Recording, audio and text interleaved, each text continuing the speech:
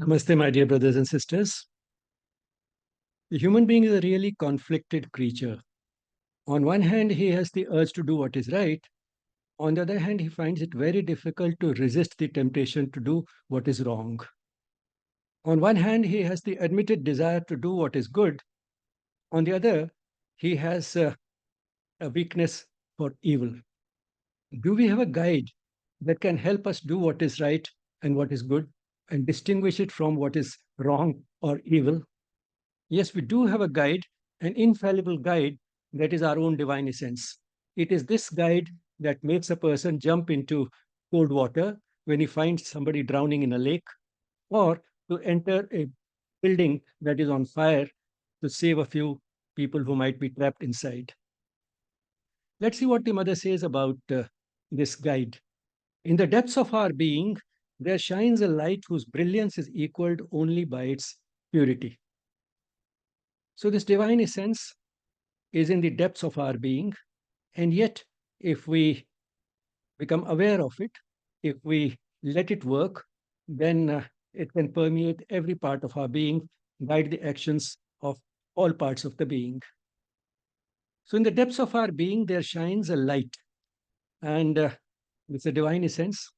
It has light, which is symbolic of knowledge. It has total knowledge. It knows everything. And the right judgment, right evaluation of what is good or what is right and distinguishing it from what is wrong or evil requires total knowledge. And this guide has that since it is a spark of the divine. So it is a light whose brilliance, and naturally, the light that has all the knowledge would be brilliant, whose brilliance is equaled only by its purity, which means it's not in any way contaminated by the mental preconceptions, prejudices, and conventions, and so on and so forth. So that's how it is pure. In the depths of our being, there shines a light whose brilliance is equaled only by its purity, a powerful and unfailing guide for those who are willing to heed his law. That is the law of this guide. And the important thing is, it works for those who are willing to heed his law. Now, such a guide is available. Why would we not listen to it? Why we are unwilling to listen to this guide so often is because once it has put in its word, its faint whisper, the mind takes over. And the mind has two aspects, feeling and thinking. And the feelings pull us what is uh, pleasant right here and now. And that can be so tempting that then the intellect quickly invents reasons for justifying what we feel like doing. And the result is that this combination, the combination of the emotional part of the being and the intellect, they start working together to make a lot of noise. And this noise drowns this faint whisper that comes from this inner guide. The inner guide speaks in a voice that is very quick and clear.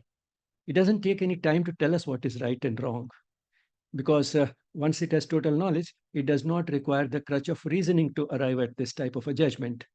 But having put in its word, or rather whisper, it stays silent. Then it tells us, do what you like. And the mind, the combination of the emotional part of the being and the intellect, can be very persistent. They can make a lot of noise. And therefore, this faint whisper gets completely overshadowed. And that's how we end up not listening to it. And since the intellect uses the capacity to reason, it can justify just about anything. It can justify doing something, and it can equally well justify not doing the same thing. But then, just because something has been justified by the intellect doesn't mean that it is true. But being mental creatures, we get convinced that it is true. In fact, very often we are not even convinced, but we pretend that we have been convinced. So it's more of a pretense than a true conviction. Since we are not willing to listen to this voice, we very often make the matters complicated by saying that this voice is very difficult to hear. It's very difficult to identify this voice. Maybe I'm not competent enough to identify this voice. And then we start asking others, how exactly can we identify it? The mother says three very important things in this connection. She says that Identifying this voice is easy. It's very difficult to mistake this voice for anything else. And thirdly, one does not have to be very advanced on the path to listen to this voice. In fact, it's not even a voice, it's just an impulse or an intuitive feeling, something which is seen rather than heard. And then she says that what makes things difficult is that we are not sincere about willing to do what this voice is trying to tell us. And therefore, we go into this complication and we start pretending that we didn't notice the voice.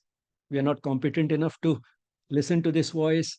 We start asking, uh, how exactly can we make out what this voice is? How exactly can we listen to it? And so on and so forth.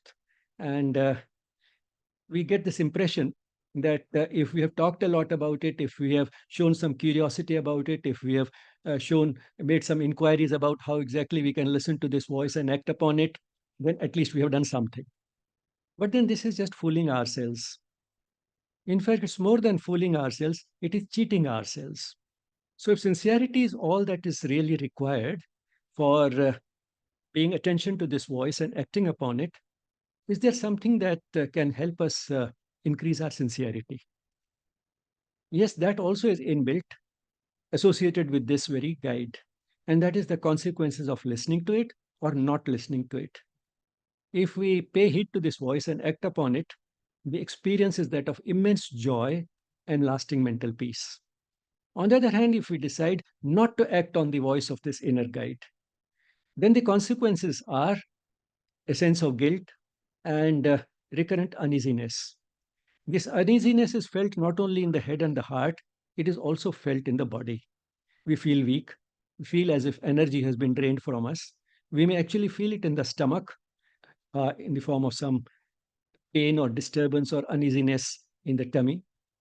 Uh, so it shows in all parts of the being, the body, the emotional part of the being, and the intellect.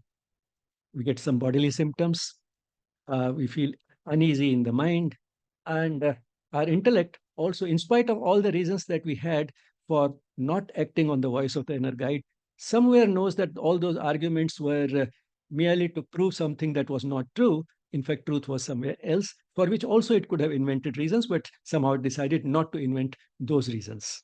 So, listening to this inner voice is in our own interest because that is what gives us the type of experience that we are always looking for, joy and lasting mental peace.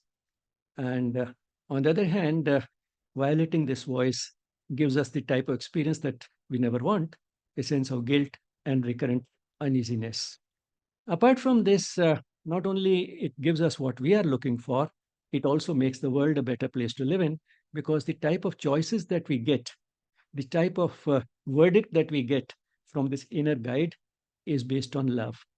And love involves giving what we have to those who need it. And that is what makes the world a better place to live in. Thank you.